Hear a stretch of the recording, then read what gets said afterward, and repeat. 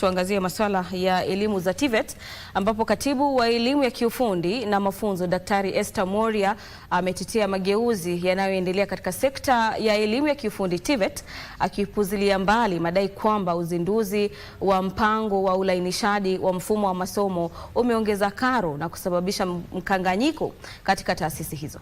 Akizungumza na wanahabari jijini Nairobi mapema leo, Daktari Mworia alisema mageuzi hayo yanalenga kuwapa vijana wa humu nchini ujuzi unaowawezesha kuajiriwa katika kipindi kifupi, huku karo ya masomo ikiwa kiwango kisichozidi shilingi 35,000 kwa kila kitengo cha masomo.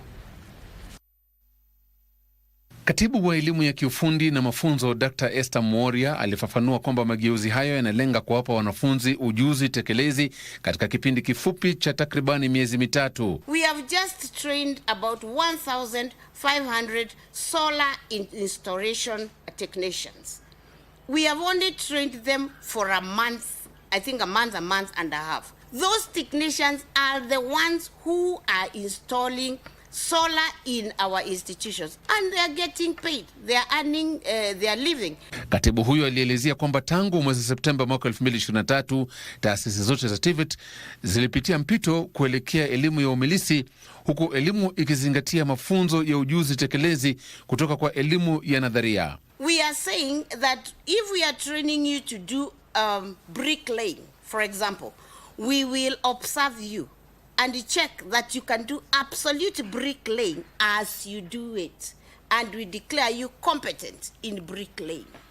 Pia alipinga madai kwamba mpango huo wa ulainishaji utapelekea nyongeza ya karo katika taasisi za TVET na kuchangia kucheleweshwa kwa utoaji wa mgao na fedha za wanafunzi na hivyo kuongeza mzigo kwa familia. Whether you are doing any course whichever course, we capped it at 35,000. You can compare that 35,000 with the former highest, which was, call it 50,000.